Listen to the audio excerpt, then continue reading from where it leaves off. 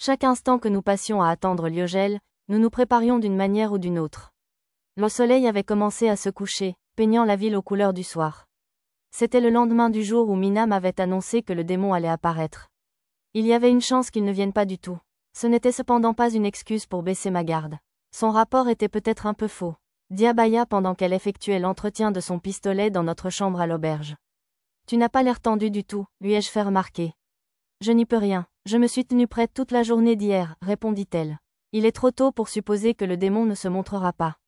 Vous devez rester vigilant. Désolé, tu as raison. Je vais rester concentré. Dia lui frappa les joues avec les deux mains. Tarte, qui inspectait également son pistolet, lui pinça les joues. Contrairement à Dia, Tarte était trop tendue et s'épuisait. C'est étrange, marmonna distraitement Nevan. Est-ce qu'il s'est passé quelque chose? J'ai demandé. Je n'ai pas reçu le rapport régulier de l'Ouest. Alors nous devrions y aller. Cela ne veut pas nécessairement dire que c'est le démon. Chaque fois qu'un rapport régulier n'est pas délivré, des soldats positionnés ailleurs vont voir ce qui s'est passé. Il serait préférable d'attendre encore un peu, a conseillé Nevan. Vous avez confié la surveillance à l'élite de la maison Romalung, n'est-ce pas? Il est impossible qu'il se soustrait à un rapport régulier pour des problèmes mineurs. Cela vaut la peine d'être inspecté par nous-mêmes, ai-je soutenu. Ensuite, j'ai attaché mon sac Crane en cuir à ma taille. Sinon, j'étais déjà entièrement équipé. Tarte et Dia, ayant terminé leur entretien, équipèrent leurs pistolets respectifs et hochèrent la tête. Vous avez raison, sœur Lou. J'étais trop complaisant, a avoué Nevan. Ce n'est peut-être rien, mais cela vaut la peine de le savoir avec certitude, ai-je dit. Nous nous précipitâmes tous les quatre hors de l'auberge. On dirait que j'avais raison, marmonnai-je alors que nous nous dirigions vers l'ouest. Je n'avais même pas besoin de franchir les murs de la ville pour être sûr que le démon avait tué les soldats Romalung. Sous nos yeux, une scène macabre se déroulait. La meute du roi des bêtes massacrait des citoyens. Les monstres manquaient tous de crinières, ce qui les faisait ressembler à des lionnes. Cela signifiait qu'ils étaient les subalternes du démon. Le démon lui-même n'était pas présent. Nous ne pouvions cependant pas prendre les monstres à la légère. Leurs crocs traversaient les crânes humains comme s'il était fait de sable, et leurs griffes déchiraient la chair comme du beurre. Les gens pleuraient et criaient en courant pour s'échapper. Les monstres mesuraient environ 2 mètres de haut et 3 mètres de long, soit 2 fois la taille d'un gros chat moyen. J'ai sondé les environs en utilisant la magie du vent et j'ai découvert que les monstres étaient répartis dans toute la ville. Le fait qu'ils soient si dispersés était un problème. Alors que je réfléchissais à la meilleure marche à suivre, j'ai vu un monstre lion apparaître derrière une femme qui s'enfuyait avec un enfant dans les bras. STZ2 accent aigu ROEL2 help, EL2, STZ2 accent aigu RO, elle a crié. Les griffes de la créature menaçaient de la ratisser à tout moment. Frappe au pistolet. J'ai choisi Gun Strike au lieu de Cannon Strike pour la précision afin d'éviter de toucher des innocents. Fidèle à mon objectif, la balle en tungstène a touché la lionne au front. La balle fit cependant un bruit dur à l'impact et fut repoussée. La lionne s'est désintéressée de la mère et de l'enfant et m'a lancé un regard noir. Partez vite, j'ai crié. Stun ok, stun, répondit la mère. Heureusement, j'avais réussi à les sauver et j'avais ainsi appris quelque chose sur l'ennemi. Je suppose que cela signifie que leur fourrure est plus résistante que l'acier, ai-je remarqué. C'était la seule explication du rebond de mon tir. Il y avait encore une chose qui me troublait aussi. Gun Strike pouvait facilement percer des objets avec la dureté d'une plaque de fer, et même si les défenses ennemies étaient trop solides pour pénétrer, l'immense force d'impact devrait quand même infliger des dégâts. Pourtant, la balle ne s'est pas arrêtée lors de la collision avec la tête de la lionne. Il avait perdu sa fourrure. Les cheveux de la créature devaient posséder la dureté de l'acier tout en restant flexibles. Peut-être que les huiles et graisses naturelles qui recouvrent les fibres les rendaient glissantes. Si ma supposition était correcte, alors les balles ne feraient pas grand-chose, pas plus que les attaques tranchantes ou contondantes. Cela allait rendre ces monstres très difficiles à gérer. Ça arrive, j'ai crié en guise d'avertissement. My Gun Strike n'avait peut-être pas blessé la lionne, mais il avait réussi à susciter sa colère. Le monstre m'a chargé tout seul. OL3 roar, EL3. La lionne se déplaçait à un rythme effréné, courant à toute vitesse après le premier pas. Il se déplaçait facilement à 300 km/h et j'étais à 40 mètres. Il m'atteindrait dans environ une demi-seconde. Ce n'était pas assez de temps pour exécuter l'incantation de Gun Strike.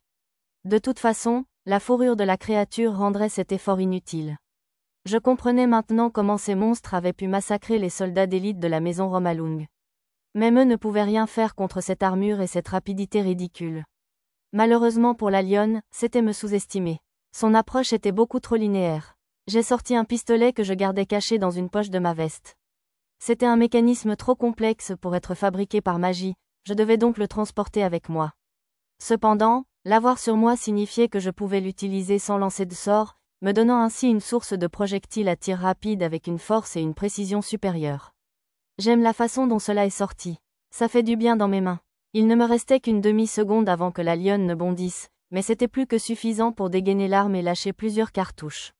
J'avais pratiqué ce mouvement des milliers de fois dans ma vie antérieure. Visant rapidement l'arme, j'ai tiré 2 fois de suite. Même si la force de cette arme à feu était supérieure à celle du gun strike, il était impossible pour une arme de la taille d'un pistolet d'atteindre la puissance nécessaire pour pénétrer cette fourrure dure et glissante. Pourtant, j'avais encore un moyen de tuer le monstre. Comme la fourrure était impénétrable, il me suffisait de viser un endroit dépourvu de fourrure. Il y avait un point faible que presque tous les animaux partageaient, les yeux. Ma balle a transpercé l'un des yeux de la lionne, déchiquetant ses organes vitaux mous et la tuant immédiatement. Cela n'a cependant pas stoppé l'élan de la charge du monstre. J'ai arrêté la créature en lui donnant un coup de pied à la tête avec une de mes bottes dont le bas était muni de métal. Cela s'est avéré être le bon choix. Si j'avais utilisé mes mains, elles auraient été embrochées par les poils en forme d'aiguille. Attirez les monstres dispersés et concentrez-vous sur leur nombre ici autant que vous le pouvez.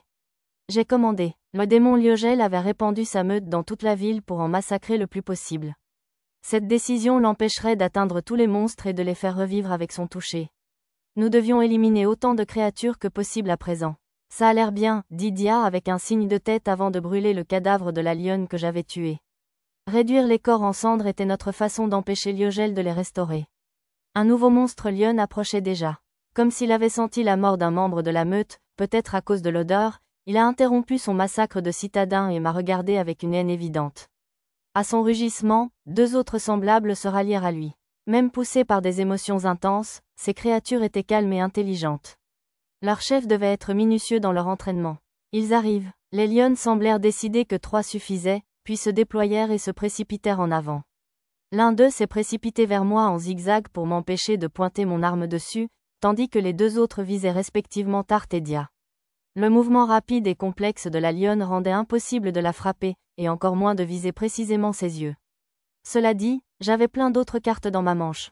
Le zigzag avait peut-être rendu hors de question de le tirer, mais cela signifiait également que le monstre mettrait plus de temps à m'atteindre, ce qui me laissait le temps de faire une incantation. J'ai terminé mon sort alors que le monstre était à un pas de moi. Cage avant, c'était un morceau de magie originale que Dia et moi avions créé. Il formait un espace de quelques mètres de large devant le lanceur et le remplissait de dioxyde de carbone. Toute créature vivante pénétrant dans la zone se verrait immédiatement aspirer l'oxygène de ses poumons, subirait d'importantes lésions cérébrales, puis tomberait dans le coma et mourrait. Aussi dure que soit la fourrure de cette lionne, c'était une créature vivante. Il n'y avait pas d'échappatoire. Wind Cage était l'un de mes préférés et très facile à utiliser. Avec mon adversaire pris en charge, j'ai vérifié pour voir comment allaient les 2 autres. J'ai souri en réalisant à quel point ils étaient tous les 2 devenus fiables. Wind Bullet, je l'ai fait, monseigneur. Tarte remplit ses yeux toitadés de mana et esquiva d'un cheveu les griffes de la lionne attaquante. À peine l'avait-elle fait qu'elle lança immédiatement une boule d'air comprimée à travers le menton de la lionne depuis juste au-dessus du sol. Parce qu'il était fait devant, le projectile a déchiré la fourrure du monstre et l'a frappé inconscient. Tarte ne perdit pas un instant, sautant en avant et plongeant un poignard dans l'un des yeux de la créature une fois qu'elle fut incapable d'agir. Tarte faisait des progrès fantastiques en tant qu'assassin. Wind Bullet était un sort que Dia avait développé et pouvait être invoqué avec une très courte récitation. Cependant, même si le temps d'incantation était bref, il était toujours impossible de renforcer votre corps avec du mana pendant que vous chantiez. Se réduire à votre force physique brute et vous rendre momentanément sans défense pour contrer avec la magie demandait une concentration et un courage incroyables. Dia a envoyé son ennemi en utilisant une méthode plus simple. Firestream, vous n'y échapperez pas. Notre brûlage de la première lionne nous avait appris que les monstres étaient vulnérables à la chaleur. Gardant cela à l'esprit, Dia utilisa son puissant mana pour former un torrent de flammes qui ne laissait aucune possibilité à la bête de s'échapper. Un sort aussi puissant nécessitait un temps d'incantation décent. Dia avait sans doute commencé à le parler bien avant même que les lionnes ne nous chargent.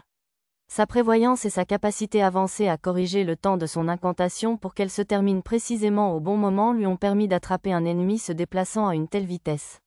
J'ai entendu des applaudissements. Cela venait de Nevan, qui se tenait juste à un pas derrière nous et observait.